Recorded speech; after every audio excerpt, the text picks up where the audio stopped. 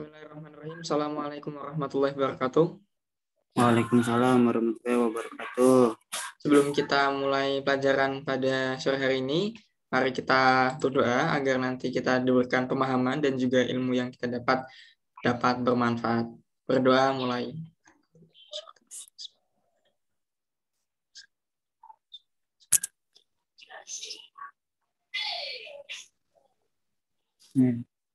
Berdoa selesai, berdoa cukup.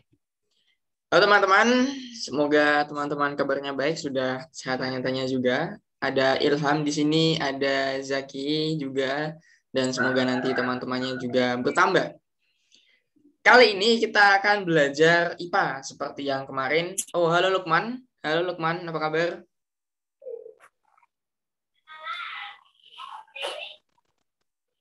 Oke, selamat datang Lukman. Kali ini kita akan belajar mengenai listrik statis, teman-teman. Seharusnya kita ini belajar tentang pewarisan sifat. Tapi karena pewarisan sifat saya tidak terlalu menguasai, jadi saya putuskan untuk saya belajar ulang daripada saya banyak salahnya pada pewarisan sifat itu.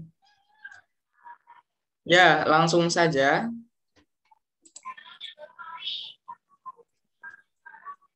Dalam bab ini, pada kali ini, kita idealnya setelah kita belajar bersama, kita bisa menjawab beberapa pertanyaan.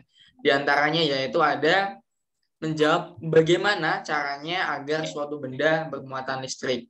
Yang kedua, apa jenis-jenis muatan listrik. Yang ketiga ada bagaimana sifat muatan listrik.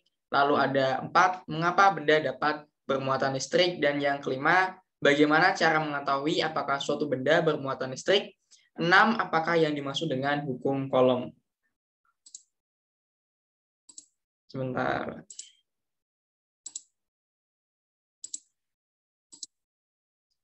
Saya buat seperti ini saja.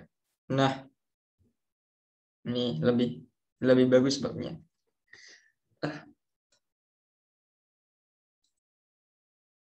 Nah, ini tujuan kita teman-teman yaitu menjawab beberapa pertanyaan ini.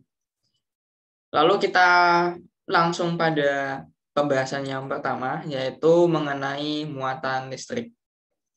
Tentu listrik sangat familiar teman-teman. Laptop yang saya gunakan, handphone yang teman-teman gunakan, atau mungkin Chromebook, lampu, dan semuanya banyak sekali yang menggunakan listrik. Listrik sekarang ada di mana-mana dan ketika lampu mati, listriknya padam, kita akan sangat kesulitan. Dan sampai segitunya, kita tergantung dengan listrik, sangat tergantung sekali. Tentu saja berbeda dengan nenek moyang kita yang mungkin dulu tidak menggunakan listrik sama sekali. Tapi tentu kita harus memanfaatkan segala keunggulan yang ada pada abad ke-20 ini ya. Abad ke-21 sekarang, abad ke-21. Pembahasan pertama kita adalah muatan listrik. Apa muatan listrik? Teman-teman apakah pernah mencoba? Jadi teman-teman ambil sebuah sisir atau mungkin teman-teman ambil sebuah penggaris, terus teman-teman gosokkan penggaris tersebut atau sisir tersebut kepada rambut teman-teman, terus dekatkan penggaris tersebut pada kertas, potongan kertas kecil-kecil, nanti dia akan terangkat. Apakah ada yang pernah melakukan percobaan seperti itu? Itu cukup seru teman-teman dan cukup ajaib menurut saya. Lalu Lukman, sepertinya tadi mau unmute. Iya, pernah kan? Oh, pernah. Gimana hasilnya? Boleh diceritakan? Ya, itu kertasnya nempel yang kecil-kecil penggaris. Itu Nyoba percobaan di kelas berapa? iseng itu, iseng pas di kelas. Oh ya, terima kasih Lukman, terima kasih Ilham.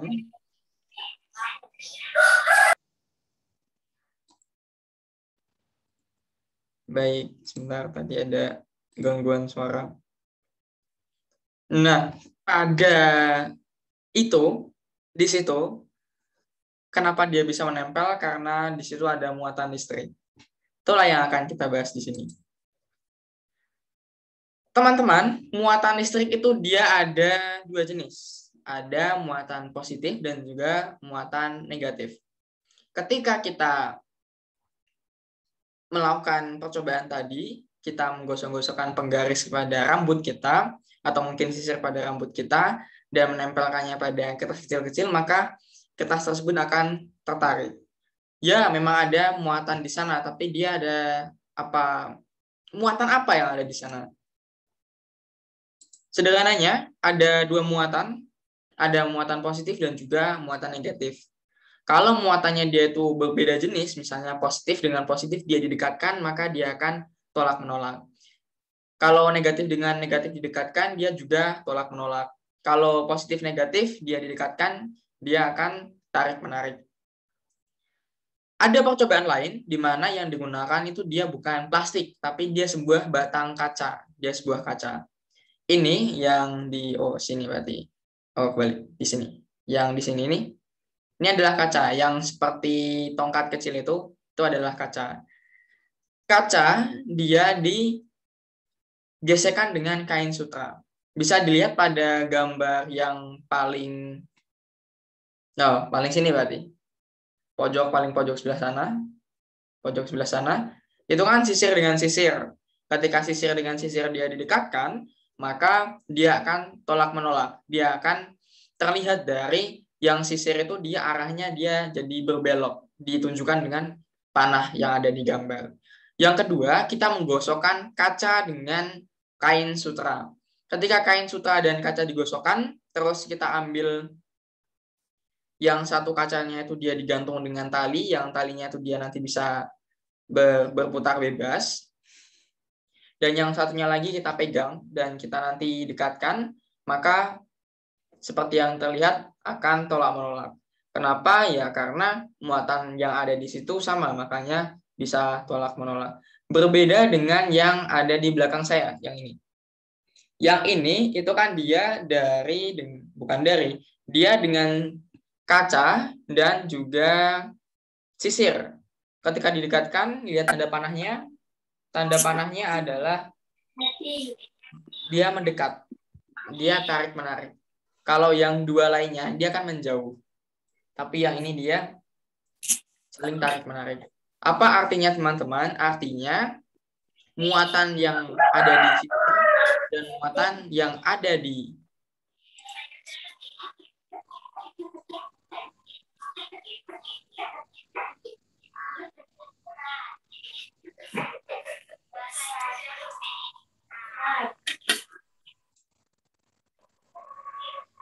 yang ada di kaca itu dia berbeda. Makanya dia bisa tarik-menarik ataupun dia bisa tolak-menolak. Sebelumnya teman-teman, kan kita sudah tahu kalau muatannya itu dia berbeda. Tapi bagaimana kita mengetahui yang mana yang positif dan yang mana yang negatif? Ada yang tahu caranya? Kan sisir digesek dengan kain wol, kaca digesek dengan kain sutra, nanti yang kaca dia bermuatan dan yang sisir dia juga akan bermuatan. Tapi apakah semuanya itu muatan positif? Apakah semuanya bermuatan negatif? Tentu tidak, karena dari yang di belakang saya ini terlihat bahwa sisir dan kaca itu dia saling tarik-menarik. Berarti kan muatan yang ada pada kaca dan muatan yang ada pada sisir dia itu berbeda. Tapi bagaimana cara menentukannya? Apa ada yang tahu? Ada yang tahu tidak teman-teman? Enggak ada, Pak. Oke, terima kasih Ilham. Yang lain?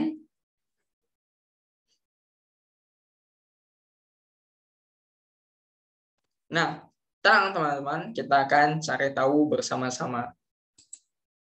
Tapi sebelum kita mencari tahu, kita harus belajar dulu dengan mengenai teori atom. Ada beberapa hal yang perlu kita ketahui dalam teori atom ini. Pertama, semua benda terdiri dari partikel-partikel kecil yang disebut dengan atom. Tentu teman-teman sangat familiar dengan kata-kata atom. A itu tidak, Tomos, kalau tidak salah, itu terbagi. Jadi atom adalah tidak terbagi, tidak bisa dibagi lagi.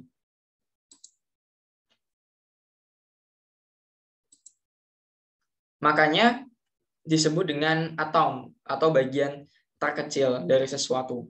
Bayangkan teman-teman bermain sebuah Lego. Tahu Lego kan ya?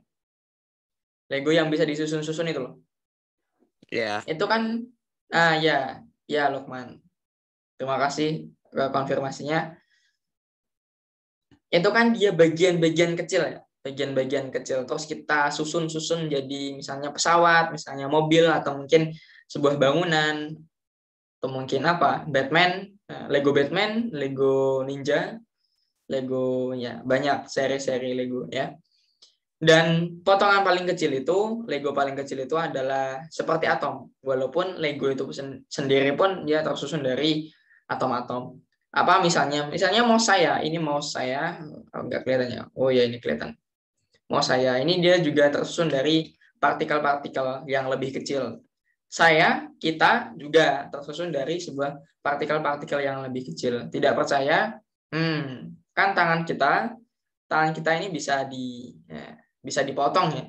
Bisa dipotong dan bisa dipotong lagi sampai tidak bisa dipotong. Nah, itu adalah atom penyusun tubuh kita.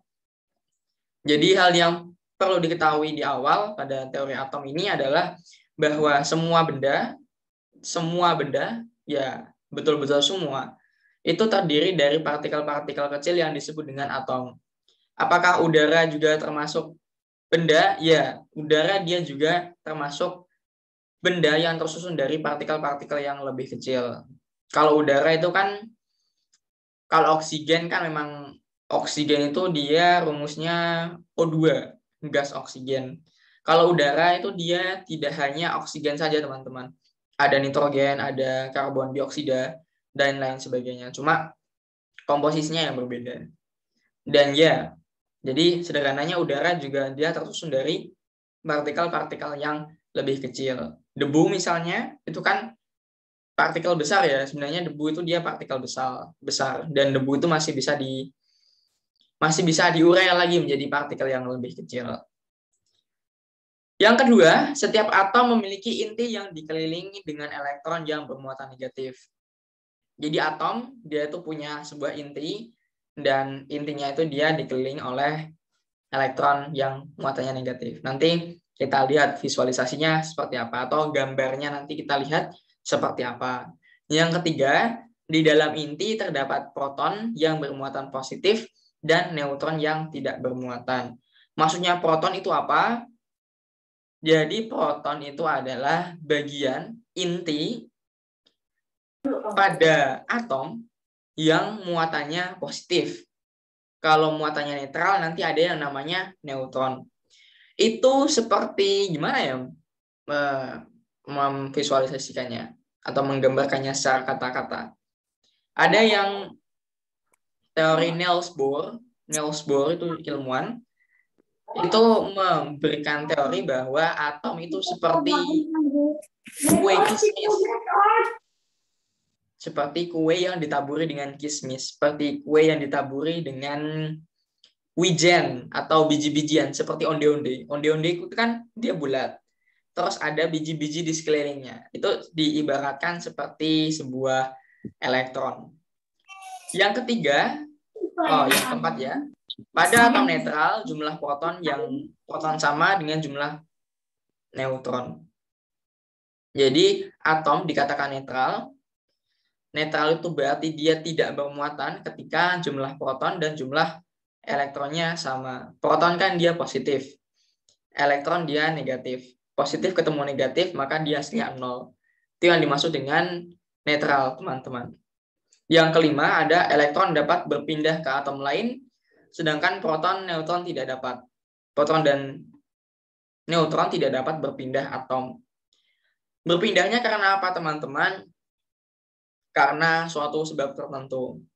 Karena penambahan energi atau kehilangan energi, dia bisa pindah lintasan. Dan kalau pada kasus kita, dia berpindah karena adanya gaya gesek dengan permukaan. Seperti itu. Untuk atom sendiri itu bentuknya seperti apa? Seperti ini. Ada atom paling sederhana hidrogen. Hidrogen itu plusnya di tengah, teman-teman. Plus itu yang plus tengah itu dinamakan inti. Intinya dikelilingi dikelilingi elektron, dan titik-titiknya itu adalah lintasan dari elektron.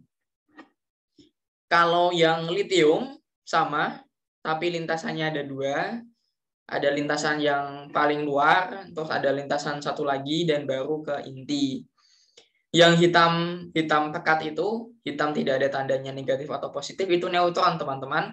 Neutron dia itu tidak ada muatannya, jadi dia netral. Kalau kita lihat pada atom yang helium, itu kita ada 2 elektron, dan di tengahnya ada 2 proton dan juga 2 neutron. Atom-atom ini, teman-teman, itu dia dikatakan sebagai atom yang stabil. Kenapa? Ada yang bisa jawab nggak? Kenapa atom ini dikatakan stabil? Halo? Nggak tahu, Kak. Oke, terima kasih. Gimana, Lukman? Jumlah proton dan neutron sama. Nah, ya, betul sekali. Jadi, plusnya, kita lihat di yang atom hidrogen ya, atom hidrogen. Kan tadi dikatakan bahwa atom yang stabil itu ketika proton dan neutronnya itu dia jumlahnya sama. Di yang hidrogen itu kan dia atomnya, bukan atomnya, protonnya 1, elektronnya 1. Berarti kan 1 dan 1 dia seimbang. Karena plus 1 ditambah min 1 dia hasilnya 0.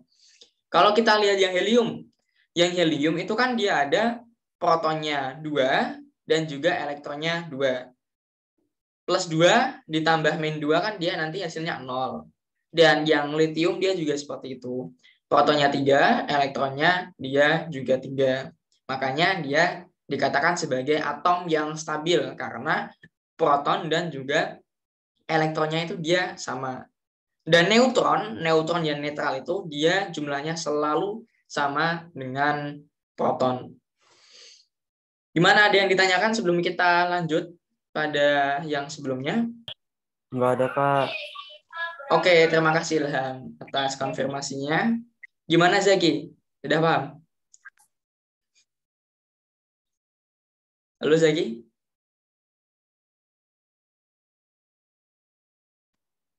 Oke, terima kasih. Kita lanjut. Ini menjawab pertanyaan kita tadi. Kan tadi saya bilang bagaimana kita tahu penggaris dan kaca yang digosokkan tadi itu yang positif mana, yang negatif mana. Kan kita tahu tadi ketika sisirnya tadi didekatkan dengan kacanya, dia itu mereka ternyata tarik-menarik. Berarti kan mereka itu berbeda antara muatan yang sisir plastik dan muatan yang kaca. Kalau kita lihat yang plastik itu yang gambarnya lebih gelap, teman-teman. Elektron dari kain wol pindah ke batang plastik. Batang plastiknya itu digesek dengan kain wol. Kalau yang kaca dia digesek dengan kain sutra. Kenapa? Sekarang ada pertanyaan lagi. Kan sekarang kita sudah tahu bahwa ketika elektron itu ketika kain wol dan plastik itu bergesekan, elektron yang ada di kain wol itu pindah ke batang plastik. Dan plastiknya karena elektronnya pindah ke batang plastik, maka dia dikatakan kelebihan elektron karena dia ketambahan. Jadi penggaris digesek dengan kain wol, elektron yang ada di kain wol, kan tadi kita tahu bahwa elektron itu dia bisa berpindah ke atom yang lain. Elektron yang ada di atom kain wol, dia berpindah ke plastik. Dan karena plastiknya dia ketambahan elektron, maka dia dikatakan kelebihan elektron. Ketika dia kelebihan elektron, maka dia dikatakan sebagai benda yang bermuatan negatif. Dan nanti kain wallnya karena dia kekurangan elektron atau kehilangan elektron, dia dikatakan positif, bermuatan positif. Hal yang berbeda kita temui pada kaca.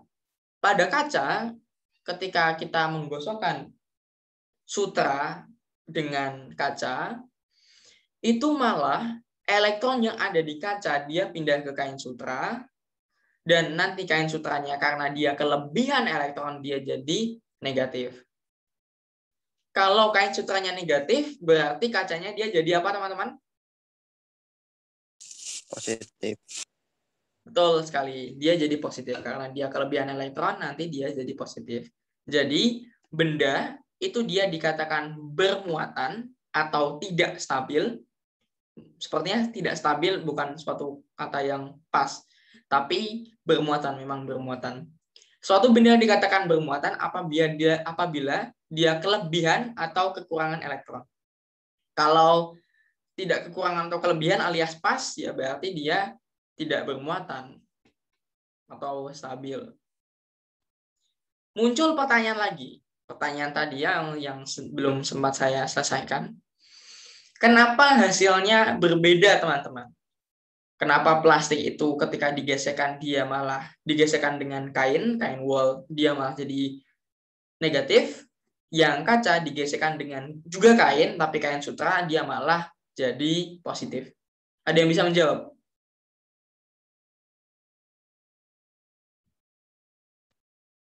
Gimana Zaki? Halo Zaki.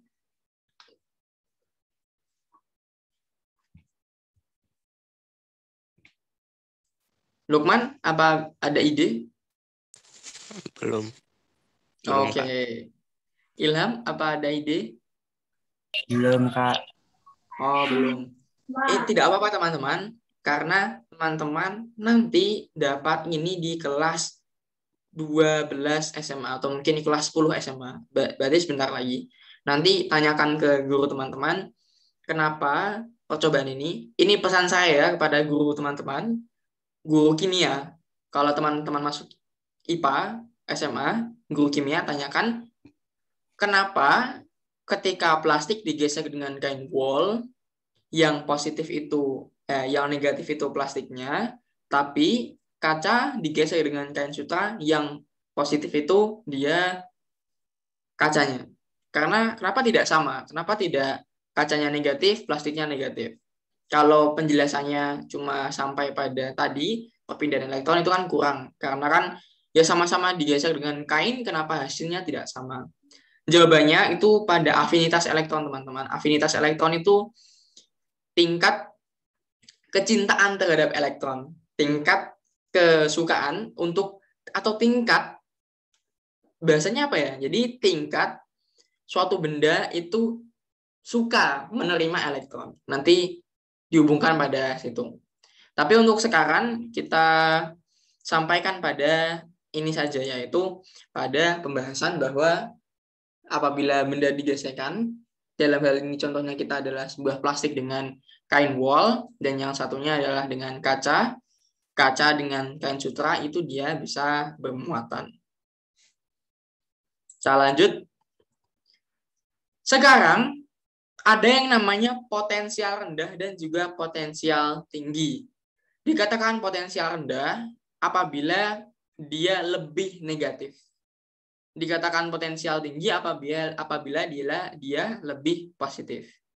Pada contoh yang digambar ini, yang lebih positif yang mana? Oh ya, betul sekali. Terima kasih Lukman. Ya, betul. Yang lebih positif yang A, karena plusnya itu banyak. Tapi elektron dia bergerak atau mengalir, berpindah dari potensial rendah ke potensial yang lebih tinggi.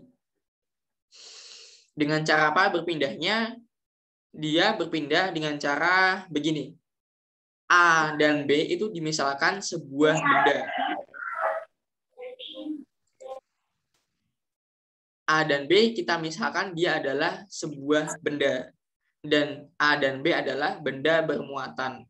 Kalau A dan B itu saya hubungkan dengan sebuah konduktor, konduktor adalah benda yang dapat menghantarkan muatan, maka elektron akan mengalir dari B ke A.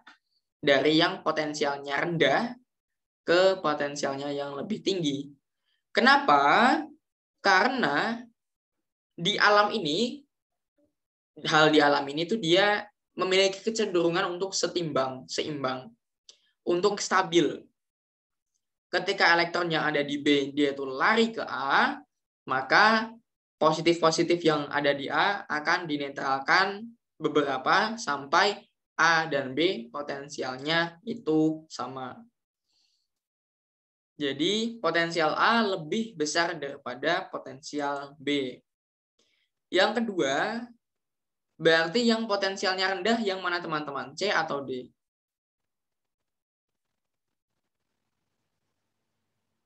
Gimana teman-teman? Yang C. Ya, tepat sekali. Terima kasih Lukman. Betul. Jadi potensialnya yang lebih rendah adalah yang C. Kenapa? Karena dia lebih banyak negatifnya. Kita bisa lihat di situ negatif-negatifnya yang C itu banyak sekali dan yang D ada positifnya beberapa, tapi ya karena positifnya banyak, dia lebih positif dan juga lebih besar potensialnya. Potensial itu simbolnya V. Jadi ketika benda C dan D saya hubungkan dengan sebuah bahan konduktor, maka aliran elektron akan mengalir dari C ke D.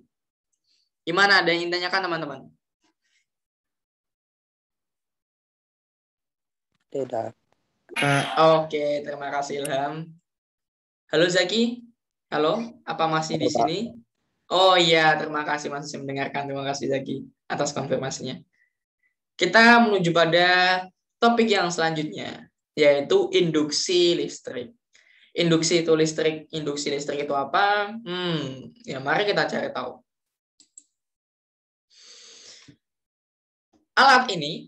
Alat yang terpampang di layar kita sekarang itu namanya elektroskop. Elektroskop itu apa? Elektro itu listrik, skop itu skop. Buatnya kop itu? Oh, bukan. Skop itu biasanya kan kita bisa bandingkan dengan mikroskop, mikro kecil, skop itu alat ukur, atau mungkin stetoskop ya untuk mengukur detak jantung. Teleskop untuk mengukur jarak bintang atau melihat bintang. Jadi skop itu alat ukur biasanya. Berarti elektroskop adalah sebuah alat yang digunakan untuk menyelidiki, untuk mengetahui apakah suatu benda dia bermuatan listrik atau netral, dan apa jenis muatan yang ada pada suatu benda. Jadi dia ada sebuah kepala, namanya biasa disebut dengan kepala, yang bentuknya itu dia lingkaran, bisa dilihat. Terus dia punya kaki teman-teman, namanya itu kaki. Kakinya dia bisa mekar, seperti ini. Jadi cara kerjanya itu begini. Kepalanya itu dia sebuah logam, tentu saja konduktor. Dan kakinya merupakan dua buah logam yang tipis. Dalam keadaan yang netral, kakinya itu dia nempel. Kenapa nempel? Karena tidak ada muatan di situ. Ketika tidak ada muatan kan nanti dia positif dan negatifnya, muatan positif dan negatif di dalam elektroskopnya itu dia tersebar merata. Dan karena ada positif dan negatif di kaki yang sama, dia bisa saling tarik menarik. Yang intinya saling tidak menolak lah. Tapi beda halnya ketika saya mendekatkan sebuah sisir misalnya. Sebuah sisir yang muatannya negatif. Jadi setelah saya gosok-gosokkan ke rambut saya, terus saya dekatkan pada kepalanya itu, maka muatan positif yang ada di elektroskop dia akan ke kepala semua, dia akan mendekat semua. Ketika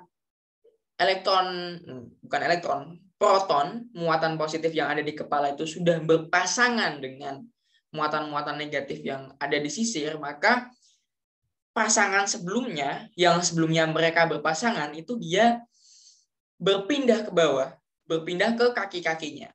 karena kaki-kakinya itu dia diisi oleh muatan-muatan negatif, dan kita tahu bahwa ketika ada dua muatan yang sama itu didekatkan, maka akan tolak-menolak. Karena tolak-menolaknya itulah, maka kakinya akan terbuka. Gimana teman-teman, paham?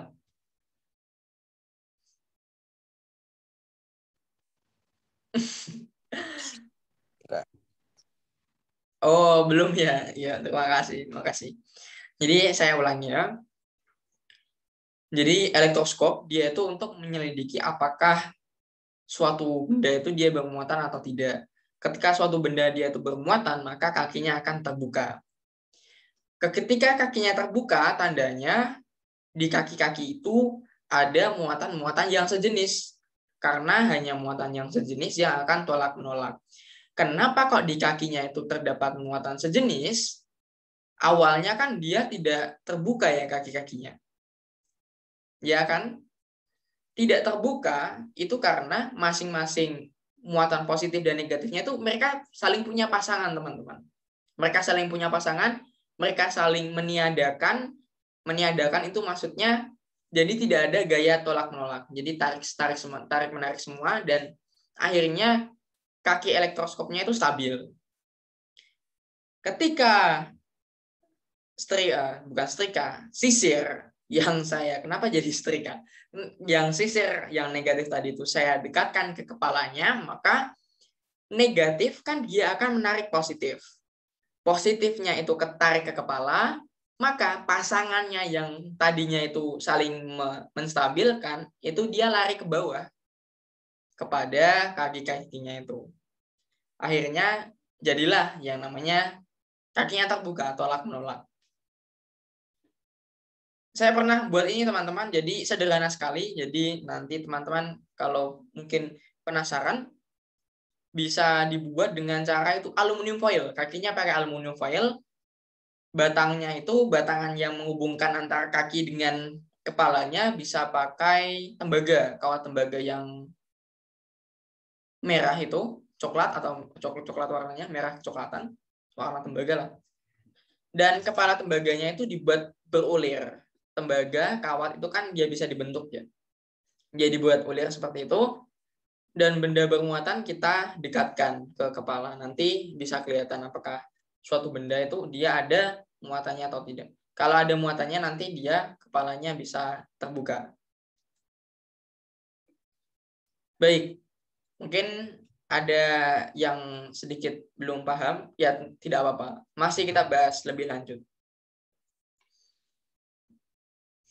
Jadi ada satu teknik dalam memberi muatan pada elektroskop. Ini adalah cara memberi muatan pada elektroskop. Pertama, itu adalah yang gambar A.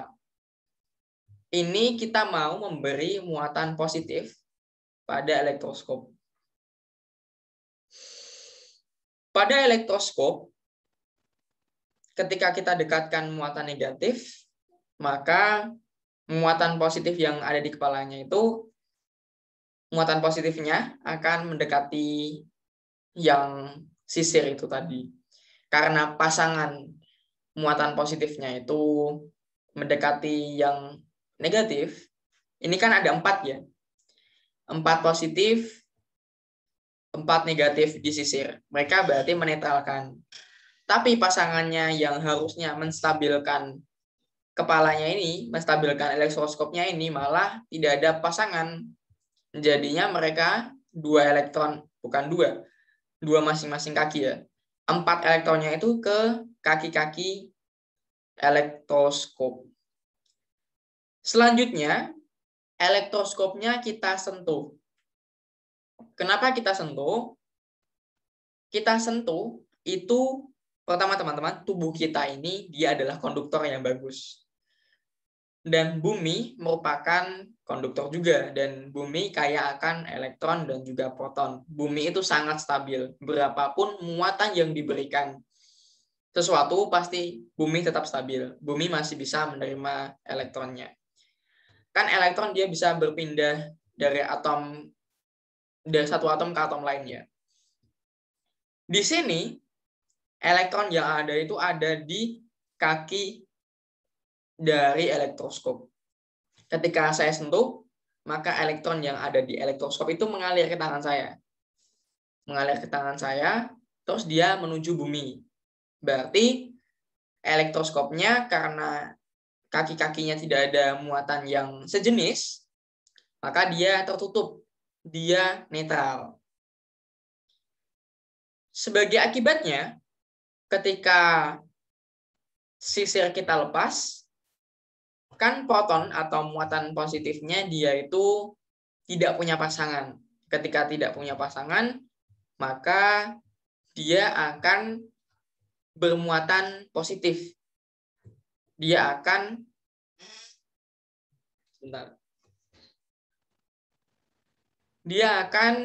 lari menuju kaki-kaki juga, dan karena tidak ada muatan negatif yang menetralkan di kaki-kakinya, dan adanya cuma muatan positif, jadinya kaki elektroskop terbuka.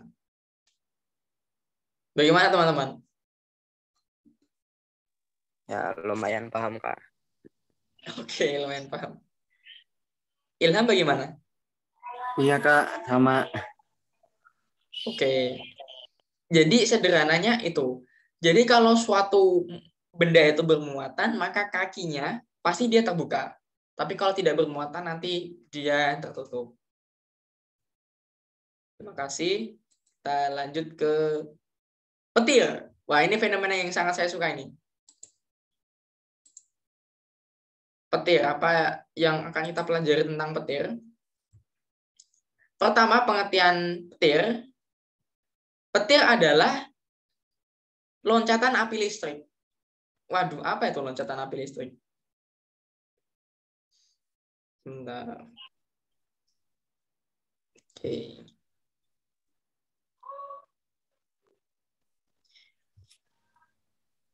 Petir adalah loncatan api listrik atau biasa disebut dengan kilat. Terjadi karena adanya beda tegangan yang sangat tinggi. Jadi beda tegangan antara apa? Ya, bisa jadi dengan awan atau awan dengan bumi. Ketika awan bergerak, ketika awan berarak, awan itu dia bisa senggolan dengan awan satu dan awan yang lain. Akibatnya, bisa jadi pada suatu awan itu terkumpul banyak sekali elektron, teman-teman. Ketika elektronnya sangat banyak, tapi tidak bisa disalurkan, maka medan listrik dari awan itu dia bisa mengionisasi udara. Mungkin bahasanya agak sulit dipahami. Tapi teman-teman, intinya ketika suatu awan itu muatannya sudah terlalu besar dan bebannya sudah terlalu berat, dia perlu menyalurkan muatannya ke bumi biar dia menjadi netral. Jalur yang dilalui muatan itu membakar, ya dia membakar udara. Itu makanya bisa kita lihat sebagai petir. Gimana? Sudah masuk belum? Ya, paham. Nah ya, paham. Terima kasih. Yang lain teman-teman, gimana?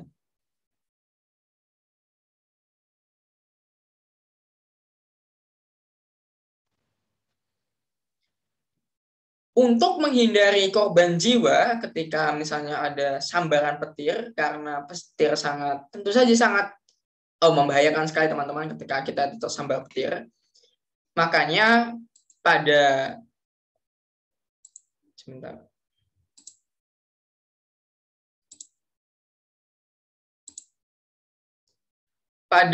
gedung bangunan itu diberi namanya penangkal petir. Penangkal petir itu dia bentuknya seperti di gambar ini, itu sebuah seperti tombak, dan memang dia runcing. Karena benda yang runcing itu dia lebih mudah untuk menghantarkan elektron. Jadi ketika ada petir, ada awan, Jadi sebelumnya itu dinamakan penangkal petir karena dia bisa menangkal petir.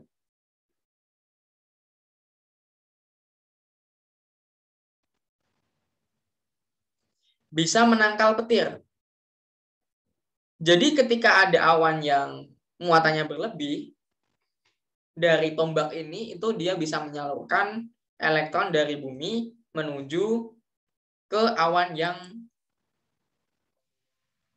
terbalik. Jadi karena yang kelebihan muatan elektron itu dari awannya, maka awan itu menyalurkan elektron melalui ini, tombak-tombak ini. Walaupun tidak melalui petir ya. Jadi bisa menangkal sebelum terjadinya petir. Kalaupun terjadi petir, nanti yang tersambar bukan bangunannya secara langsung, melainkan ya tombaknya itu yang dipasang. Dan tombak-tombak ini, besi, dia terbuat dari besi dan juga tembaga, itu dia ditanam di tanah agak dalam, mungkin 3 meter lebih bagus. Kalau bisa sih sampai menuju air tanah sih. Jadi kalau di bawahnya ada aliran air, dia lebih bagus. Karena ketika petirnya menyambar, maka dia lebih cepat untuk menyalurkan muatannya itu atau elektron-elektronnya itu ke tanah.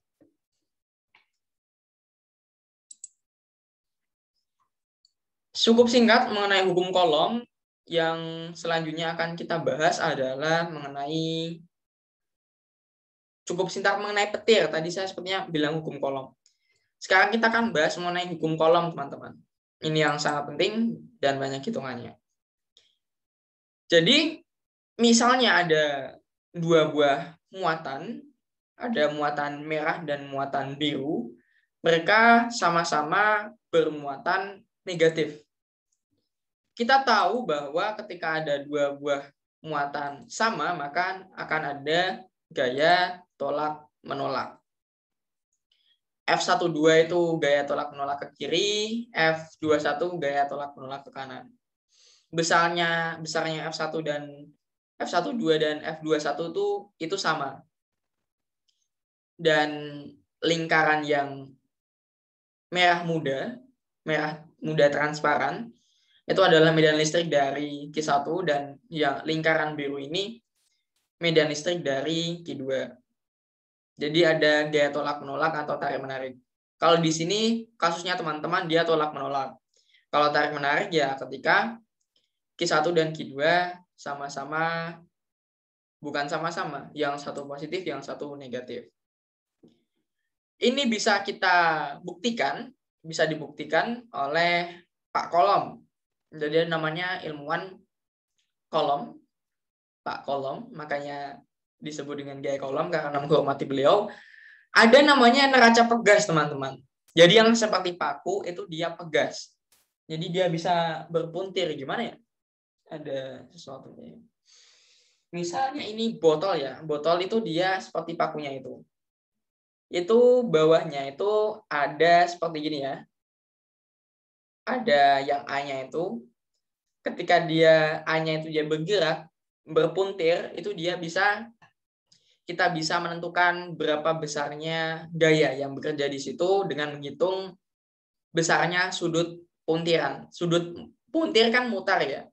Jadi ketika yang B ini, bola yang B, itu diberi muatan. Yang A juga diberi muatan. Ketika muatannya sama, kan dia tolak-menolak. Karena B diam dan A-nya itu dia bisa berputar, bisa memuntir. Ketika dia memuntir itu puntirannya dari sudutnya bisa kita lihat. Kita bisa mengukur besarnya gaya yang bekerja di situ. Gimana? Pak, bisa dipahami? Bisa. Oke, terima kasih. Ini adalah inti dari gaya Coulomb. Gambar yang pertama, ketika sama-sama plus, ketika muatannya sama, maka dia akan tolak-menolak. Kalau muatannya sama, tolak-menolak. Kalau muatannya berbeda, dia tarik-menarik. F nilainya sama, yaitu K. K merupakan sebuah tetapan, sebuah konstanta yang nilainya 9 kali 10 pangkat 9 Newton meter kuadrat pangkat C negatif 2. Ini nilainya sama dan biasanya di soal diketahui.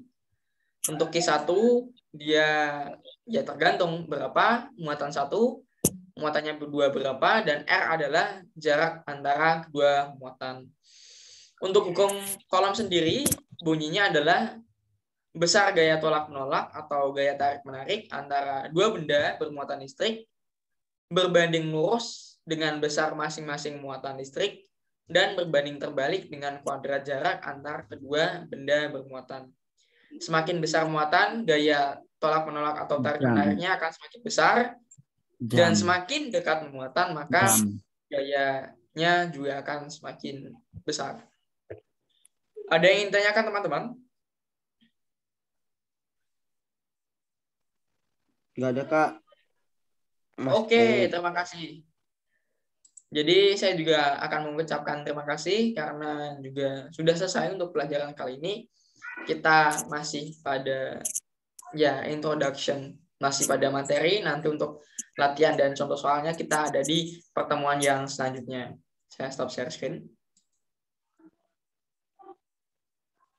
Baik teman-teman, karena tidak ada pertanyaan dan juga sudah pukul berapa sekarang?